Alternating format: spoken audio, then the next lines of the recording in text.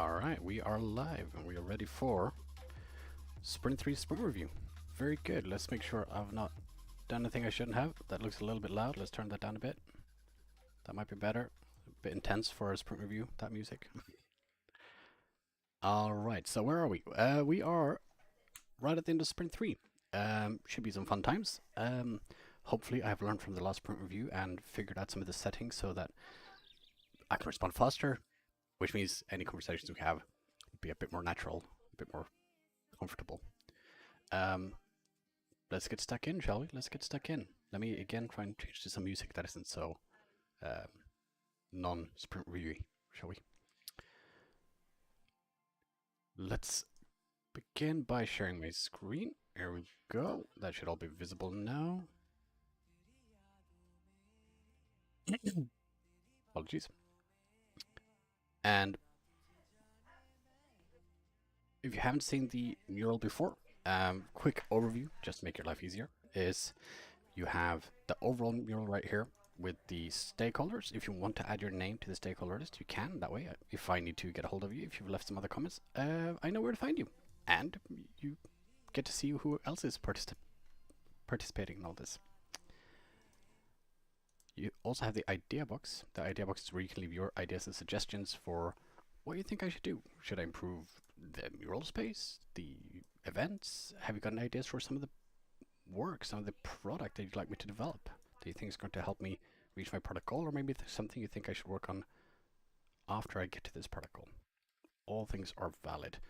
I've already added some ideas from the idea box into the product backlog, and we'll continue doing so going forward. That is why I'm doing this, after all, to get your feedback, to get your real input on what you think is actually useful from what I do and what you'd like to see me do going forward. Then you have the sprint backlog, where you can also see the sprint goal as well as the definition of done, where you see my commitments towards the product goal, the sprint goal, and of course the quality of any increments I deliver. And if you're a data nerd, you'll see the measures and metrics down here. I'm also planning on adding a cost per sprint and return on investment visualization, so you can see how much am I investing into this versus how much am I getting out of it, so we can see if I'm actually making the right choices here and if this is paying off or not. Now, what I'll likely do for that is I will not use real data as such. I will use a substitution data of units, and hopefully I'm making more units back than I'm spending units, just for the purpose of privacy for any clients, etc. I have, because they might not want me to share how much they're paying me. And that brings us finally then to the actual sprint review area. So what is the product goal? What is it I'm trying to do with this experiment? Well, this is a 10 sprint or 9 sprint experiment really, where I'm trying to make sure that I can run my own public course, which I think is going to be enabled by 10,000 views or more of blogs and videos that I create. And to run a public course, I will need 4 or more paying students. So I can't just get 4 friends in because, well, this is a business, right? I still do need to make money on this. And this is the items in the product backlog that I believe will help me. You also have the legend here for how to read it. Whatever's up here is number 1, and descending in order of what I think I should work on next. The sprint goal for the sprint was as follows, and in fact I'm actually going to go straight down to the sprint review area. It was to focus on 3 or more short videos about Scrum to release. I believe that would have delivered more valuable content to my customers, and that would be confirmed when engagement increases by 200%. And short videos mean less than 5 minutes, or 5 minutes or less. And I did a baseline engagement per day from Sprint 2, which was 23.6 engagements per day, according to the different metrics I have on YouTube and my website and on LinkedIn. So 200% of that would have been 47.2. It would have been the doubling of Sprint 2. And in actuality, I got like 5.7. Massive, massive miss. Not even 100%. I think it accounts to about 10 or 11%. Very, very low results in terms of the sprint goal, which is not great. It's not great. Happened for a few reasons, which we might go into in a moment. But I did get some things done. Some things did get done. First and foremost, the most important part was I actually got a video done. I did get a short video done, the Scrum in 60 seconds video, which I'm very happy about. Seems to have been received well. And I'm currently working on the 5-minute version. So there's a 5-minute video which will expand and go even deeper for those who want to learn more. And then I've got a 20-minute video as well in the back pocket that I'm working on, but only once I finished the 5-minute one. This seems to be the main contributor to the engagement, and I suspect if it hadn't been for the New Year's and Christmas and I'd been able to continue plugging this, and I did take time off during the holiday season as well, like everyone else, I would have probably gone close to the goal, I suspect. But I had a feeling this was an ambitious goal, but that didn't mean it wasn't valuable and wasn't worth pursuing. And if it hadn't been for this unexpected item right here, professional Scrum training with a client, I might have done better. And if I had been a good Scrum practitioner, I would have not endangered my sprint goal. But in this instance, it allowed me to start the year off. It started off 2023 right off the bat with a training course, which I was very, very happy about. So I actually got my first own client. I've had the privilege of having training and clients through others before, for which I am very privileged and very, very lucky to have such amazing colleagues and peers that they trust me to do training on their behalf. But this is the first time someone reached out directly to myself to get that training that then actually ended up running, which is great. So this is, in my book, a step closer to actually running a public course. This was a private course that I ran, so I haven't quite achieved my product goal yet. However, it was a 3-day course, and that means half of the time I thought I had to get to the sprint goal was lost in preparation, negotiation, and delivering of this training course, which I'm still happy about, but it didn't mean I didn't get anywhere near my sprint goal. I did also manage to finish this item, which wasn't related to the sprint goal as such, but it was something I really wanted to get off my list, which was to scheduling courses with one of the organizations I deliver on behalf of, and negotiate some courses to be booked in. And I now have done this. So I've went from 3 trainings scheduled to 17, and 0 training courses confirmed to 2 confirmed. One of which was the one I just ran, and another one in the near future, which is very exciting. So looks like 2023 might be going well. We will see. We got to keep plugging away and keep trying very, very hard. But ultimately, was the sprint a success?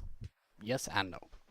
No, because I didn't get anywhere near my sprint goal. If anything, I did worse than the previous sprint in terms of sprint goal progress and engagement.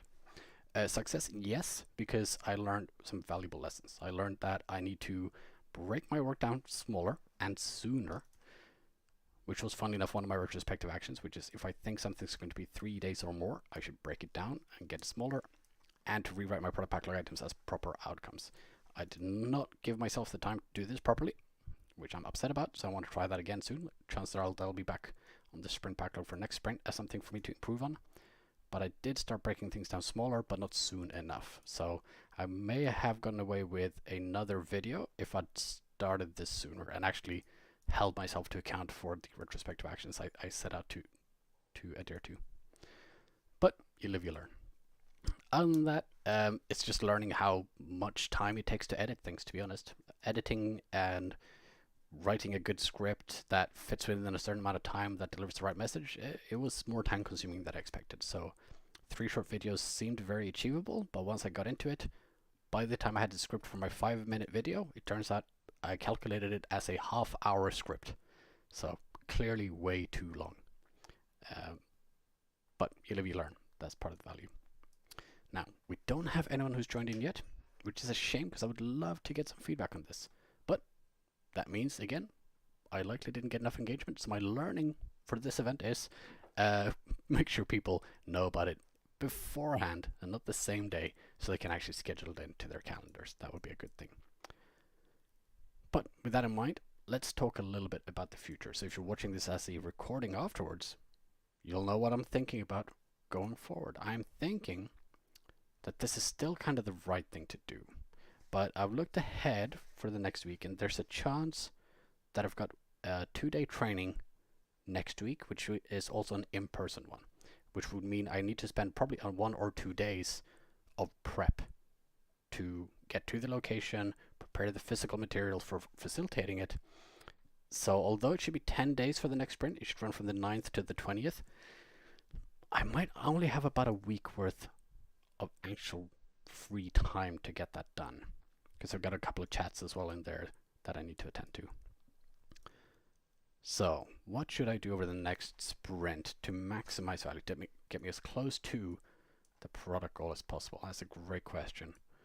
I believe I want to get that 5-minute video out. This is definitely the main thing I think is going to be of help. If possible, I'd also like to get the 20-minute out, but I suspect I might be better served trying to do that one in the next sprint. So another one coming up but in sprint 5, and instead doing a blog post and short video about either the sprint daily specifying the minimum or that you think you do but you don't.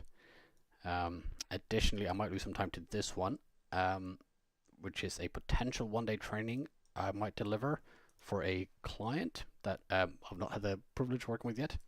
Another private course, which would require a little bit of creation because it's not a Scrum.org course. It's a, created, tailored, agile course based on their needs, and that would take a bit of time to figure out as well, which would take me away from working on things towards the product goal.